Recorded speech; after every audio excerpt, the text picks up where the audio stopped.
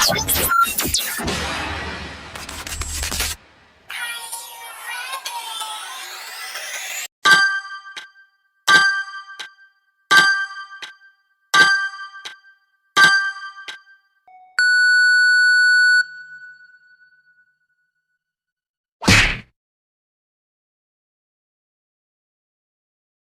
gedi geda oh.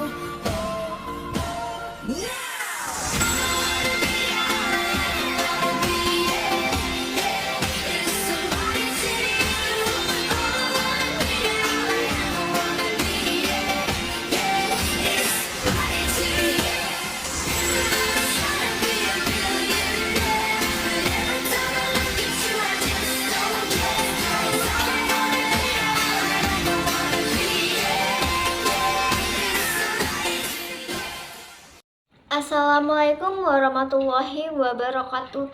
Halo semuanya, perkenalkan nama saya Andi Nabilatul Syahra dengan NIM A1E123029, Program Studi Bimbingan dan Konseling Fakultas Keguruan dan Ilmu Pendidikan Universitas Jambi. Pada video ini saya akan melakukan konseling individu dengan klien saya yang bernama Tina Agustina. Tetapi sebelum itu saya akan menjelaskan apa sih konseling itu.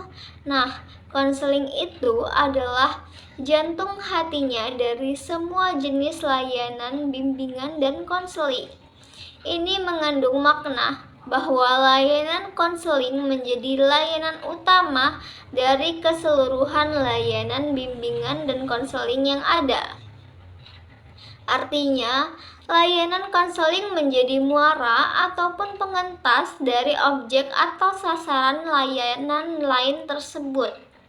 Nah, tujuan konseling itu yang pertama ada perubahan perilaku, yaitu menghasilkan perubahan pada perilaku yang memungkinkan klien hidup lebih produktif dan memuaskan, serta dapat menyesuaikan diri dengan baik di masyarakat. Yang kedua, kesehatan mental yang positif ialah pemeliharaan, pemulihan kesehatan mental yang baik atau harga diri. Maka, situasi konseling harus ditandai dengan tidak adanya ancaman. Yang ketiga, pengentasan masalah, yaitu membantu setiap klien dalam menemukan pengentasan masalah yang dihadapinya. Selanjutnya itu ada dasar etika konseling. Yang pertama itu ada kerahasiaan. Konseling akan dapat berlangsung dengan baik apabila terjadi hubungan yang intens antara konselor dan klien. Sebab apa yang selama ini menjadi rahasia klien yang sudah terbongkar merupakan tanggung jawab konselor dalam menjaga dan menjamin kerahasiaan tersebut sesuai dengan ikrar konselor. Yang kedua itu ada kesukarelaan dan keterbukaan. Klien sebagai penerima layanan perlu dihargai hak-haknya sebagai individu, yaitu dia menjalani konseling dengan secara sukarela. Ini tergantung kedatangan klien pada konselor. Menumbuhkan kesukarelaan dapat dilakukan dengan menjelaskan apa, mengapa, dan bagaimana konseling, serta manfaat yang diperoleh atas ketersediaannya menjalani proses konseling. Dialog atau wawancara antara konselor dan klien Pada akhirnya diharapkan tumbuh kesukarelaan pada diri klien untuk menjalani proses konseling tersebut. Yang ketiga itu ada keputusan diambil oleh klien sendiri. Hasil konseling adalah pengambilan keputusan untuk melakukan atau tidak melakukan diserahkan pada klien dengan memperhatikan alternatif pilihan serta resiko yang akan dihadapi oleh klien itu sendiri. Jadi keputusan yang akan diambil oleh klien diharapkan beresiko kecil dan kemungkinan keberhasilan tinggi. Konselor perlu juga membahas faktor kekuatan dan keterbatasan yang ada pada diri klien. Dan tahap-tahap konseling menurut Prayitno 2005 terbagi menjadi 5, yaitu yang pertama tahap pengantaran. Pada dasarnya berisi upaya mengantarkan klien untuk memasuki kegiatan konseling. Yang kedua, tahap penjajakan, yaitu konselor berupaya untuk menjelajahi atau menjajaki hal-hal yang menyangkut dengan permasalahan dan perkembangan masalah yang dialami klien. Yang ketiga, tahap penafsiran. Konseling mencoba menafsirkan pengungkapan dan perolehan data maupun informasi dari tahap penjajakan. Yang keempat ada tahap pembinaan atau intervensi, yang merupakan saat konselor mempengaruhi dan mengajukan alternatif solusi terhadap masalah yang dialami klien. Yang kelima, tahap evaluasi merupakan tahap akhir yang berisi penilaian terhadap proses dan hasil konseling. Oke, itu dia penjelasannya dan berikut ini videonya. Selamat menyaksikan. A few moments later.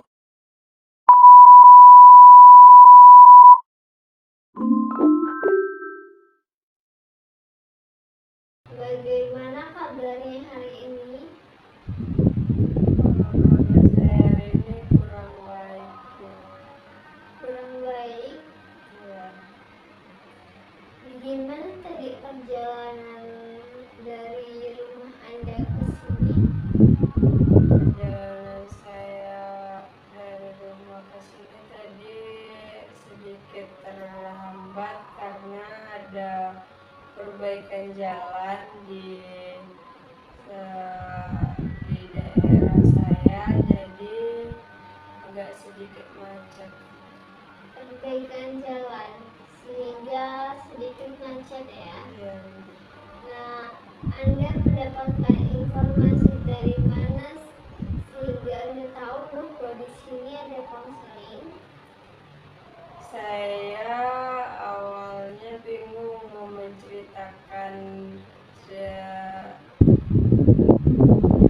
cerita saya ini ke siapa. Lalu saya membuka media sosial dan menemukan akun IG ibu, bahwasanya di sini bisa melakukan konseling dan saya ingin mengkonsultasikan masalah saya. Anda mendapatkan informasi dari Instagram saya bahwa di sini ada konseling sehingga Anda datang kemari untuk berkonsultasi. Sebelum itu perkenalkan dulu, saya Andita Zahra dengan nama Anda. Perkenalkan, nama saya Tina Agustina. Ina Agustina. Ya, Bu. Oke. Sebelumnya apakah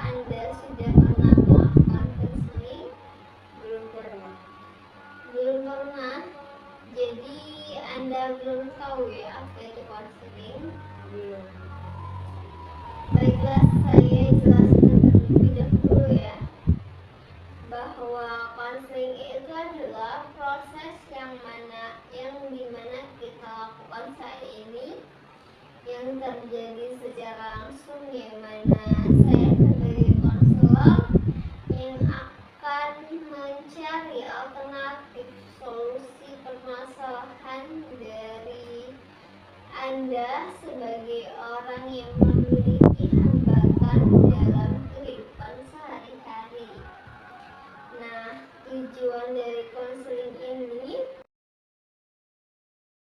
untuk mencari alternatif solusi permasalahan yang sedang Anda hadapi, di mana konseling ini memiliki 3 asas. Yang pertama itu ada kerahasiaan. Saya akan menjamin akan kerahasiaan dari cerita Anda, dan saya tidak akan menceritakan kepada orang lain tanpa persetujuan dari Anda. Dan hendaknya Anda pun merahasiakan segala informasi yang Anda dapatkan dari konseling kita kali ini. Nah, yang kedua itu ada asas kesukarelaan.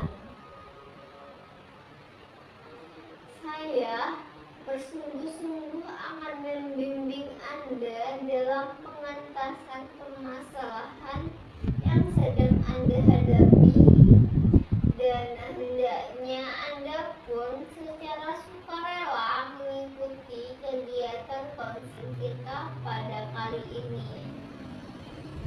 Yang ketiga itu ada asas keterbukaan.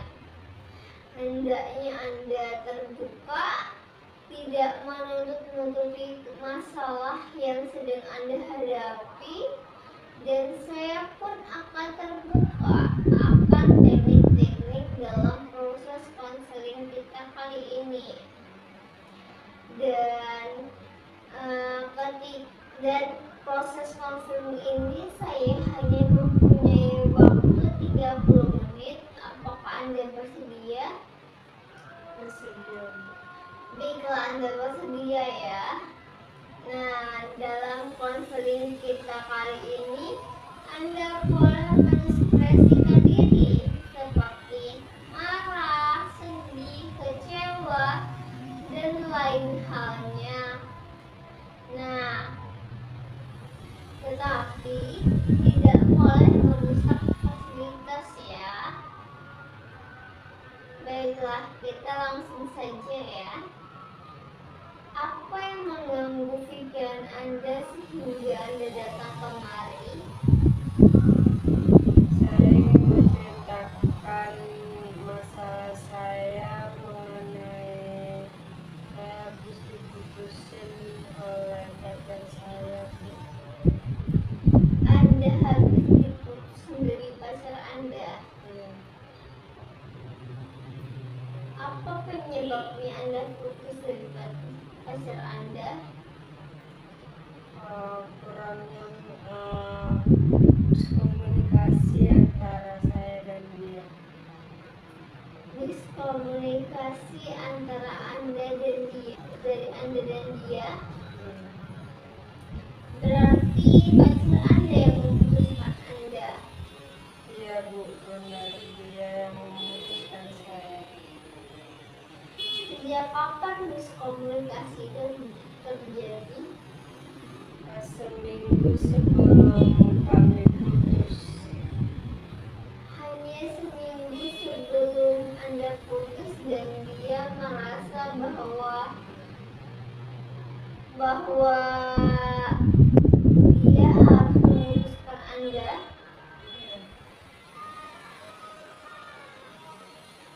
Contoh miskomunikasi apa yang terjadi antara Anda dan dia? Ini kurangnya kabar antara saya dan dia. Jadi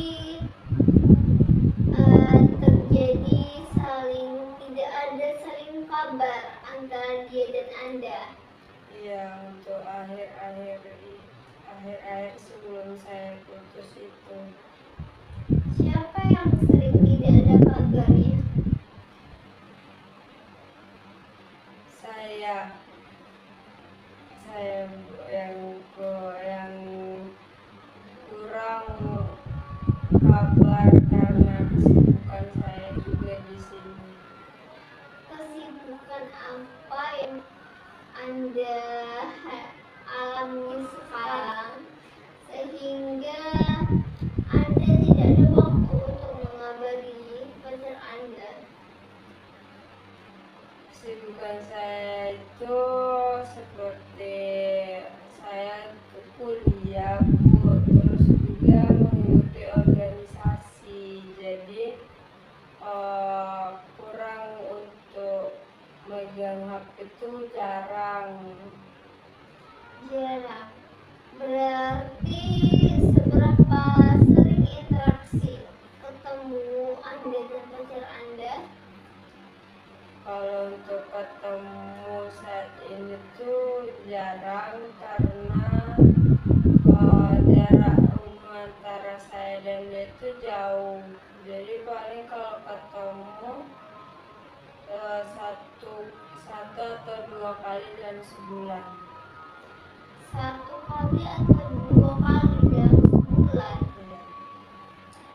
Bagaimana bisa dalam satu bulan itu, 1 kali 2 bulan, bisa Anda berkenalan dengan dia, ketemunya bagaimana? Saya ketemu dia itu awalnya dalam lingkungan kegiatan, di mana di situ saya dari kampus saya mengikuti kegiatan dan dia pun ada di situ. Jadi saya ketemu dia dan mulai untuk perkenalan, chatan dan segala macam. Jadi yang menyatakan cinta pertama kali, yang menyatakan cinta pertama kali itu dia. Dia merasa bahwa Anda cocok untuk menjadi pasangannya dari perkenalan. Iya. Oke. Dan Anda bercerita bahwa kesibukan Anda dari kuliah dan organisasi itu menghambat komunikasi Anda dan pacar Anda. Benar kan tadi Anda bercerita? Iya, Bu, benar. Apakah hubungan ini sangat berpengaruh dalam kehidupan Anda? Iya, Bu, sangat-sangat berpengaruh pada untuk saya. Sangat-sangat berpengaruh. Kenapa sangat-sangat berpengaruh? Karena hanya dia, Bu, satu-satunya support system yang saya punya. Dia juga yang selalu memberi perhatian pada saya. Apakah tidak ada support dari teman atau keluarga atau lingkungan sekitar Anda? Dari keluarga nggak ada, Bu, karena keluarga juga nggak tahu kalau saya punya hubungan dengan dia. Kalau teman, saya takut untuk menceritakan ini ke mereka karena saya tahu mereka juga memiliki masalah dan takut masalah saya ini menjadi beban untuk mereka. Tapi apakah teman Anda menyetujui atau merestui bahwa nggak apa-apa Anda berhubungan dengan dia? Awal-awalnya tapi karena putus sama dia, jadi sekarang mereka pun disetujuinya. Kenapa Anda merahasiakan hubungan Anda dari keluarga Anda? Karena saya takut, dia kan jauh, terus saya juga belum pernah yang namanya memiliki hubungan dengan laki-laki, Bu. Jadi saya lebih baik untuk tidak memberitahu kepada keluarga saya. Jadi Anda memutuskan untuk tidak memberitahu keluarga Anda ya bahwa Anda berpacaran dengan dia. Anda bercerita bahwa hanya dia satu-satunya yang support Anda, memberikan perhatian kepada Anda. Apakah hanya perhatian yang Anda butuhkan dari dia? Kalau untuk saat ini ya Bu, karena dari keluarga juga kurang untuk memperhatikan saya. Saya ketemu dia selalu memberikan kabar, terus dia juga yang selalu memberikan perhatian 24 jam kepada saya, menanyakan sudah makan atau ini atau semuanya. Berarti waktu bukan penghalang untuk hubungan Anda dan dia ya. Ya, Hanya perhatian yang Anda butuhkan dan dia juga butuhkan. Dan perhatian itu saling kabar 24 jam. iya Bu, pokoknya 24 jam harus melaporkan apa saja kegiatan yang saya lakukan dan dia lakukan.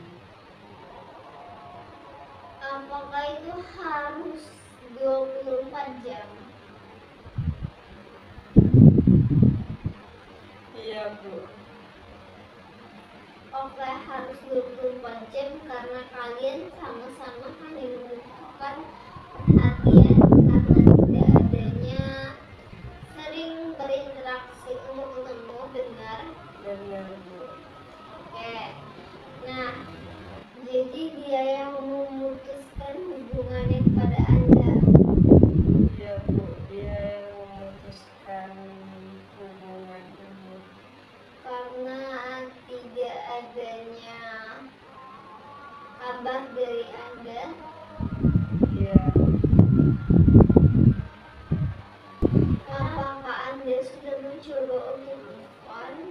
Belum Bu, karena Mengapa belum? akhir-akhir ini saya hanya mengurung diri, terus jarang untuk keluar, komunikasi dengan teman-teman juga kurang, karena saya merasa masih sedih dan depresi banget. Jadi selama 2 minggu ini Anda hanya mengurung diri di kamar, sedih, depresi karena putusnya dari dia. Iya Bu. Apakah ada dari Anda keinginan untuk move on? Ada Bu. Apakah Anda sudah melakukan cara kegiatan untuk Anda bisa move on? Belum ada Bu. Jadi dari Anda ada keinginan untuk move on tapi Anda bingung, belum tahu caranya bagaimana. Ya Bu, saya masih bingung dengan cara apa saya bisa move on, makanya saya datang ke sini menemui Ibu untuk mengkonsultasi. masalah saya. Oke. Dari cerita Anda tadi bahwa Anda dalam waktu ini akhir-akhir ini adalah kuliah dan organisasi. Dari dua kegiatan Anda dari kuliah dan organisasi, apakah masih ada waktu senggang untuk Anda? Waktu senggang paling di malam hari aja, Bu. Jadi dengan kuliah dan organisasi itu udah menyibukkan Anda ya? Nah, dengan kesibukan Anda berarti Anda sudah bisa mencoba tidak mengingat lagi dari mantan pacar Anda sehingga Anda fokus ke kuliah, organisasi. Apakah itu bisa?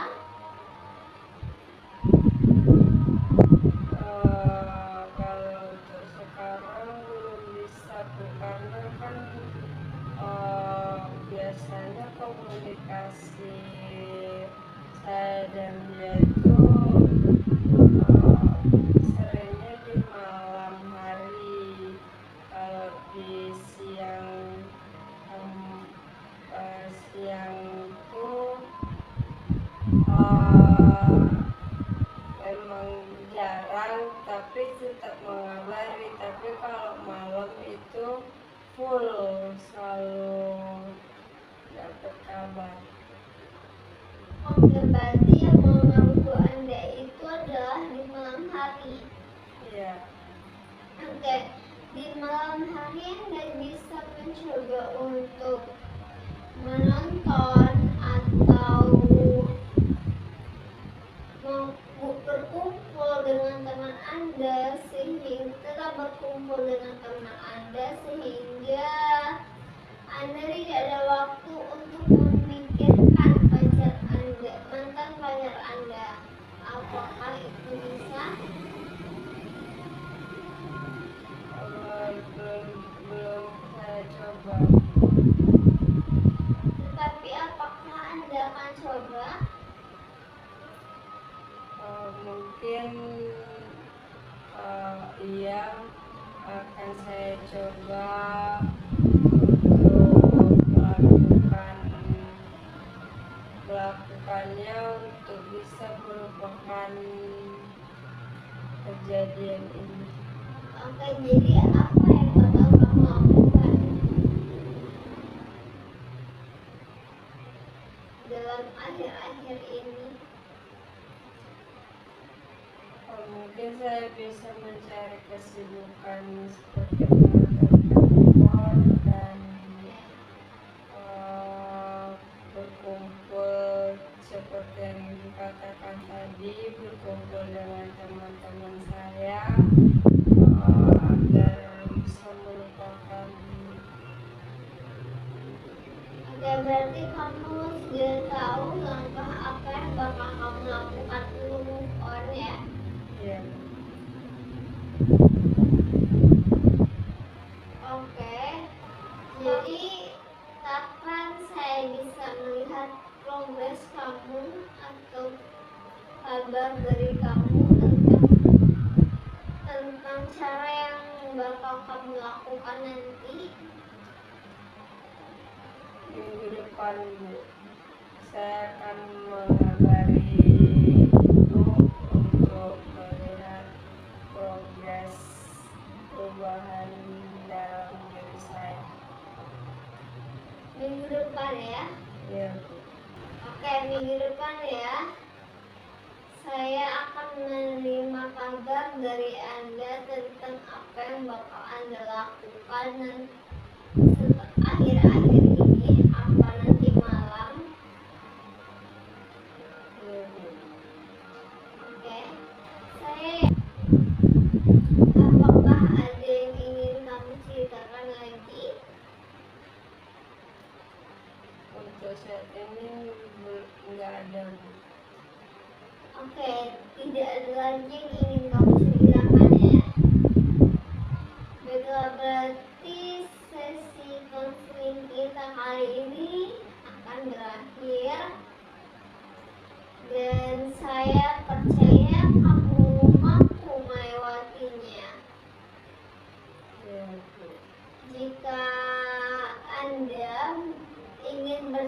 kita kembali, saya siap menerima dengan terbuka. Baik Bu, terima kasih.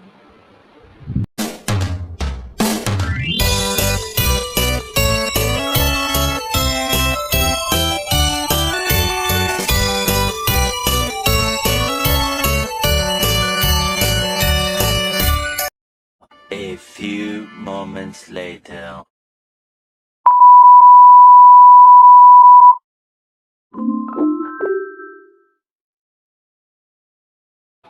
Bagaimana kabarnya hari ini? Kabar saya hari ini kurang baik Bu. Kurang baik.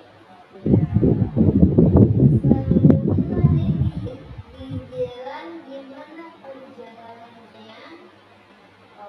perjalanan saya tadi agak sedikit terhambat karena ada perbaikan jalan di daerah saya, jadi mengakibatkan sedikit macet.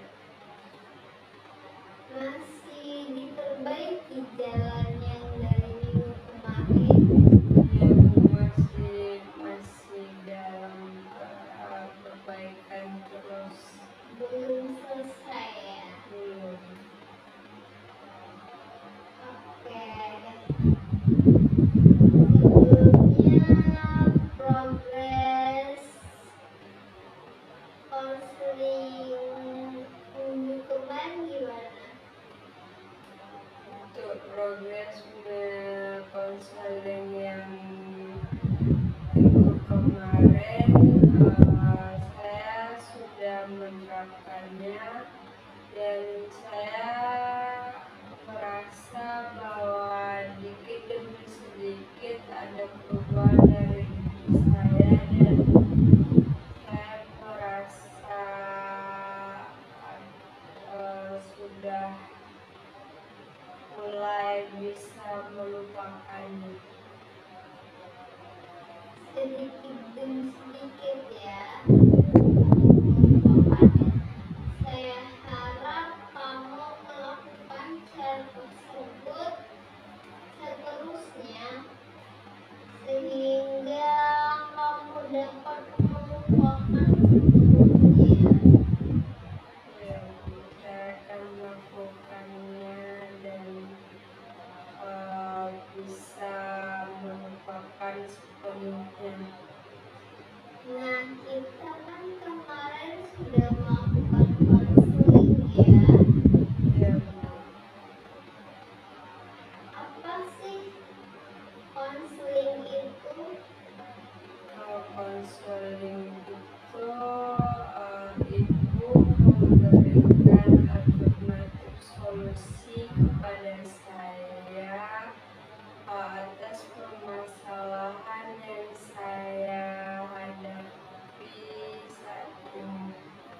Ya, benar sekali proses yang terjadi saat ini yang terjadi secara langsung, yang mana saya sebagai konselor yang akan mencari solusi alternatif dari permasalahan yang sedang Anda hadapi. Nah, apa sih yang mengganggu pikiran Anda sehingga Anda datang kemari untuk bercerita lagi? Saya menemui ibu untuk menceritakan semua masalah saya. Setelah saya terpilih menjadi ketua himpunan mahasiswa, saya merasa percaya diri. Kurang percaya diri. Ya. Bagaimana perasaan Anda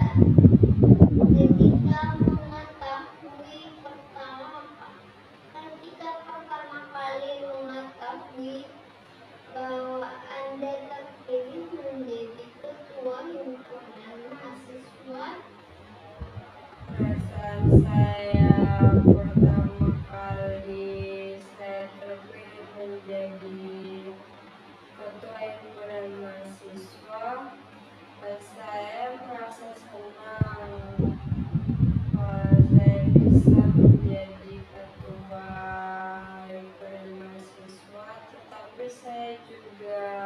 merasa takut dan khawatir tidak bisa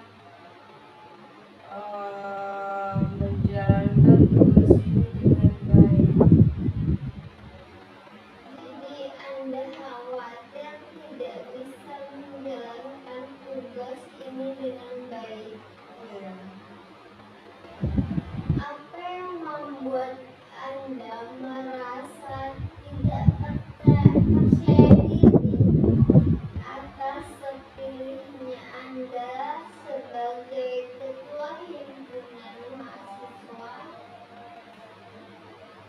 Jadi saya masih merasa memiliki pengalaman yang cukup dalam bidang kepemimpinan, dan saya juga merasa khawatir saya tidak bisa memenuhi ekspektasi dari teman-teman saya. Jadi Anda merasa khawatir tidak bisa memenuhi ekspektasi dari teman Anda. Menurut Anda, apa ekspektasi dari teman-teman Anda terhadap jabatan ini?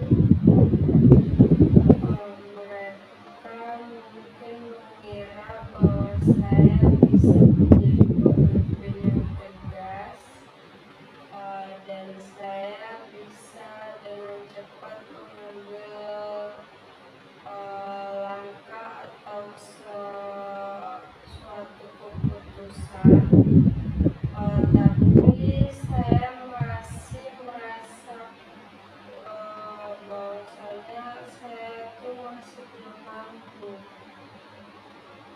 Apa kelebihan yang Anda miliki yang bisa mendukung jabatan Anda saat ini? Saya bisa bekerja sama dengan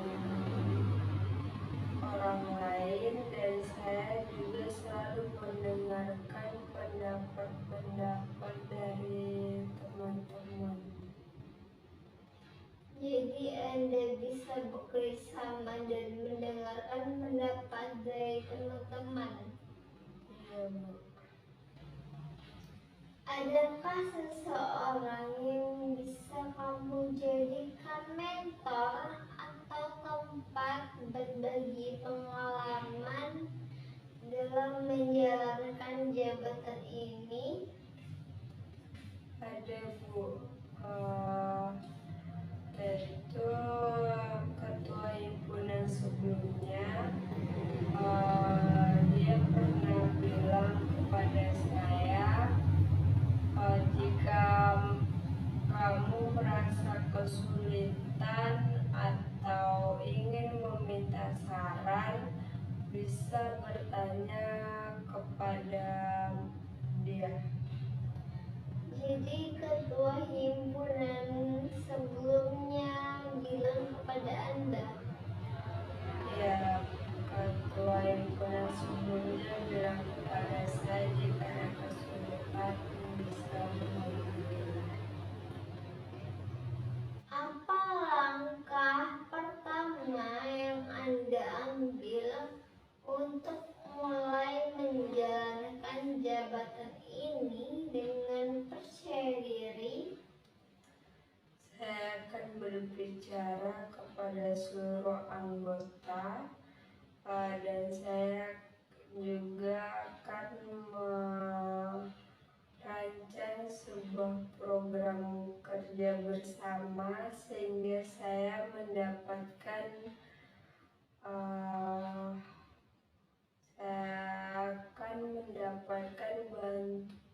panduan yang jelas. Apa yang bisa Anda lakukan jika menghadapi situasi di mana Anda merasa tidak tahu apa yang harus dilakukan? Saya mendiskusikan kepada seluruh anggota untuk mencari solusi bersama, daripada saya memutuskannya sendiri. Jadi Anda mencari solusi bersama anggota yang lain? Iya, saya akan mencari solusi yang tepat atas permasalahan yang saya hadapi. Jika Anda berhasil dalam menjalankan jabatan ini, apa yang ingin Anda capai? Saya akan membuktikan bahwa saya bisa menjadi ketua himpunan yang baik dan membawa himpunan ini lebih maju, sekaligus belajar dari pengalaman ini. Anda ingin membawa himpunan ini menjadi lebih baik. Ya Bu, saya akan membawa himpunan ini lebih baik lagi. Berarti ada keinginan dari dalam diri Anda untuk berubah, Ada. untuk menjadi lebih percaya diri. Ya, saya akan membuktikan bahwa saya bisa dan lebih percaya diri lagi. Menurut Anda, apa arti terpilihnya Anda sebagai ketua himpunan ini bagi teman-teman Anda? Mungkin mereka merasa bahwa saya memiliki potensi, meskipun saya masih merasa ragu. Baiklah, benar sekali bahwa terpilihnya Anda sebagai ketua himpunan mahasiswa ini adalah bukti bahwa teman-teman Anda percaya, dan ini merupakan peluang besar bagi Anda untuk belajar dan berkembang. Nah, seperti yang Anda katakan tadi, bahwa Anda mungkin akan bercerita kepada ketua himpunan sebelumnya atas kesulitan yang ada terjadi. Iya, Bu. Jadi sesudah ini Anda tahu langkah apa yang Anda harus lakukan. Ya, Bu, saya sudah tahu langkah yang akan saya lakukan ke depannya. Apa saja? Jika saya merasa ada kesulitan, saya akan menghubungi ketua himpunan sebelumnya, dan jika saya ada salah,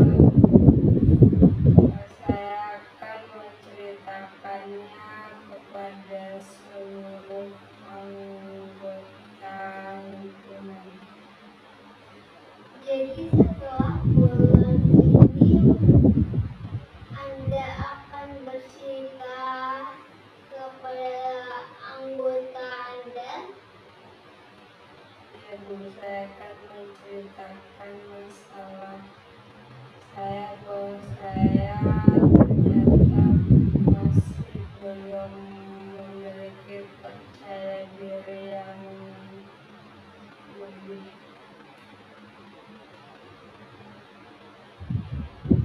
Langkah selanjutnya apa yang harus Anda lakukan untuk Anda lebih percaya diri? Mungkin saya akan selalu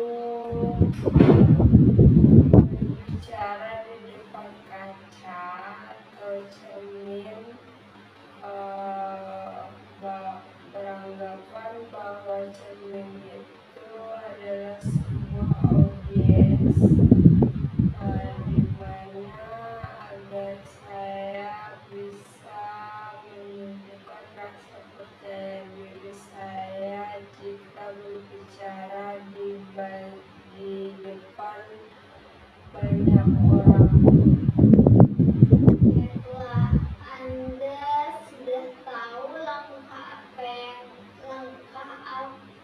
terdekat apa yang akan Anda lakukan. Jadi mungkin minggu depan lagi saya akan mendengar progres dari masalah Anda. Ya Bu, saya akan mengirimkan progres saya yang dari minggu ini seperti minggu lalu. Oke, baiklah. Saya tunggu ya. Dan saya percaya bahwa Anda bisa melewati tantangan menjadi kehimpunan ini dengan berdiskusi dan berlatih di depan kaca. Ya Bu.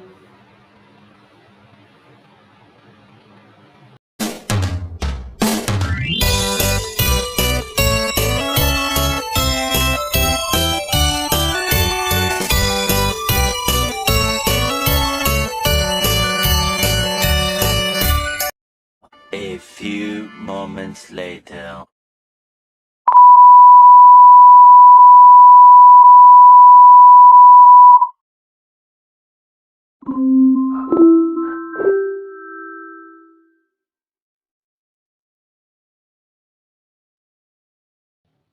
Hai, gimana nih kabarnya kali ini?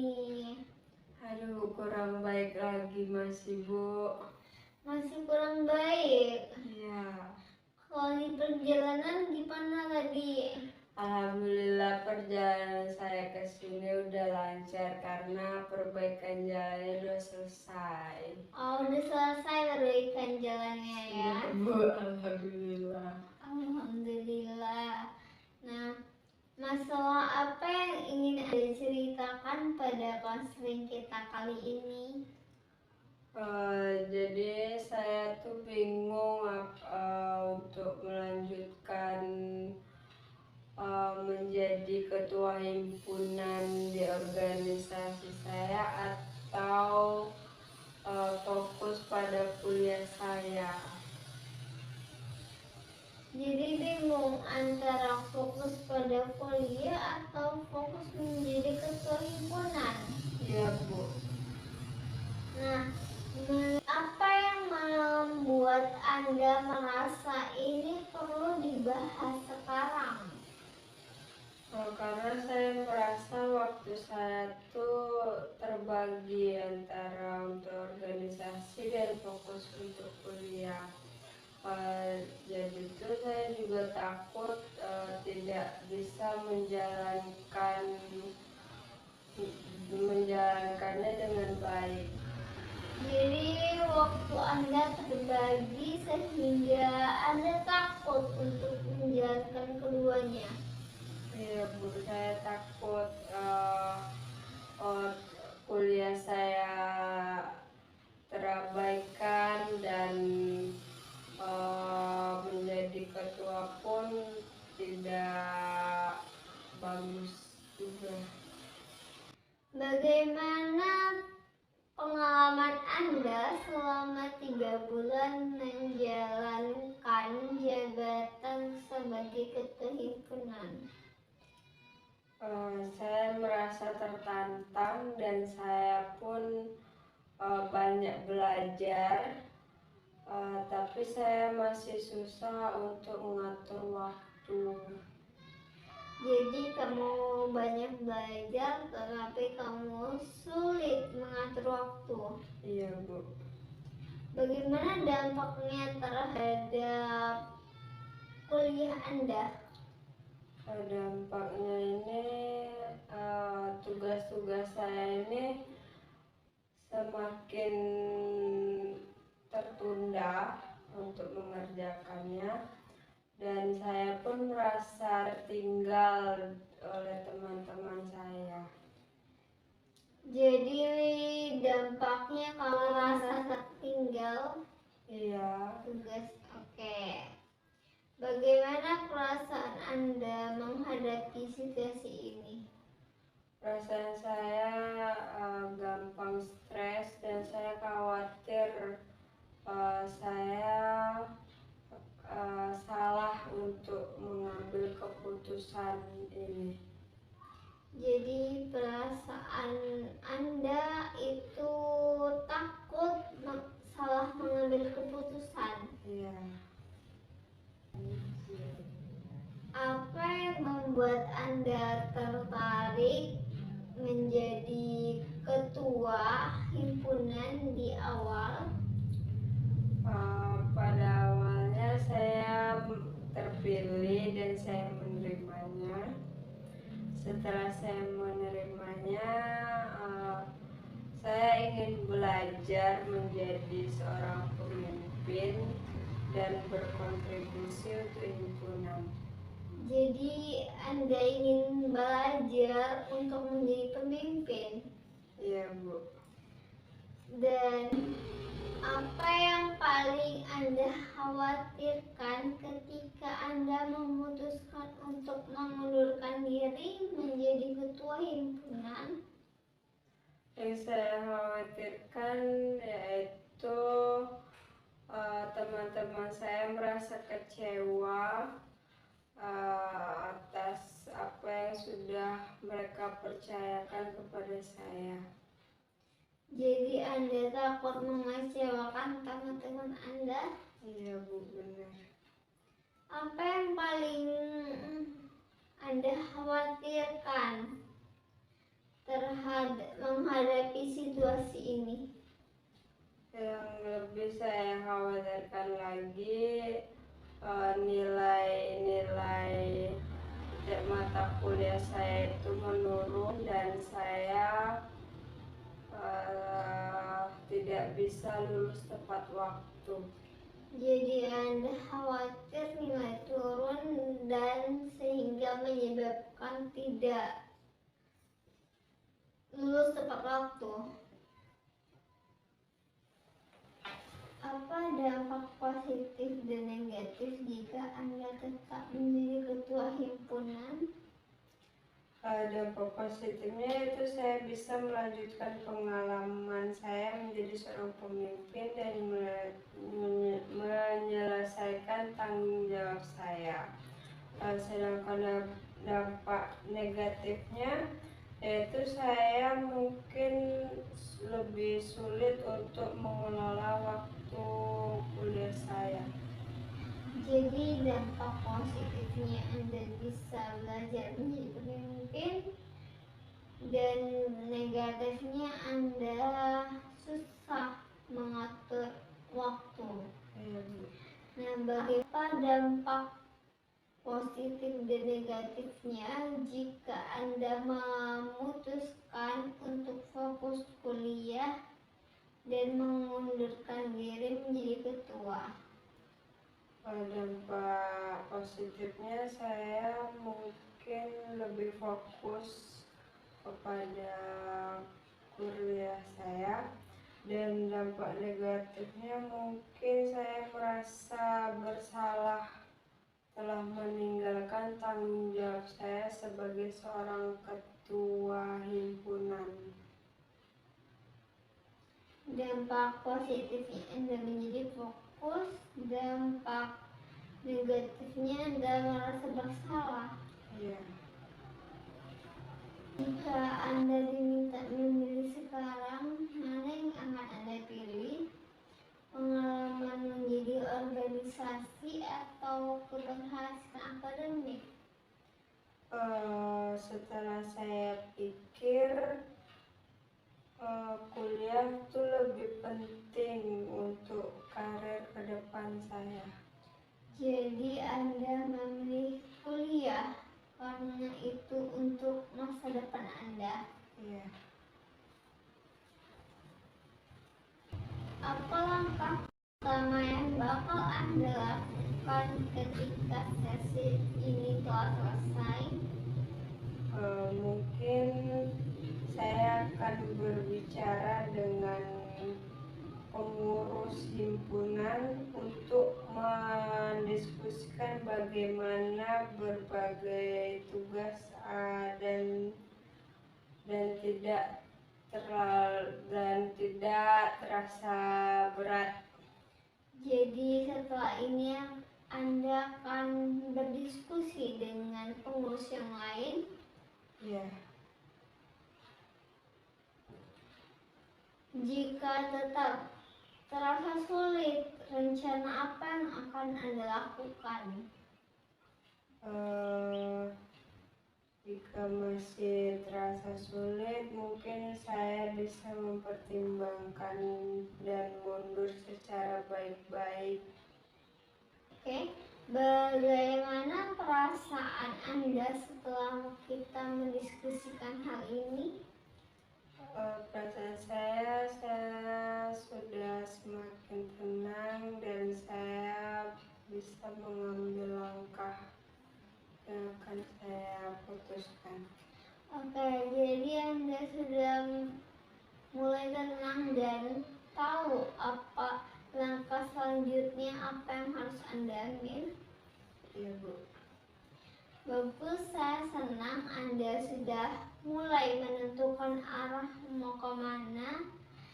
Jika Anda butuh teman untuk bercerita lagi, saya dengan senang hati menerima dengan terbuka. Saya tahu ini berat untuk Anda, tapi saya yakin Anda bisa melewatinya. Baik, Bu. Jadi sesi konseling kita kali ini cukup berakhir sampai sini ya. Ya, Bu. Baik.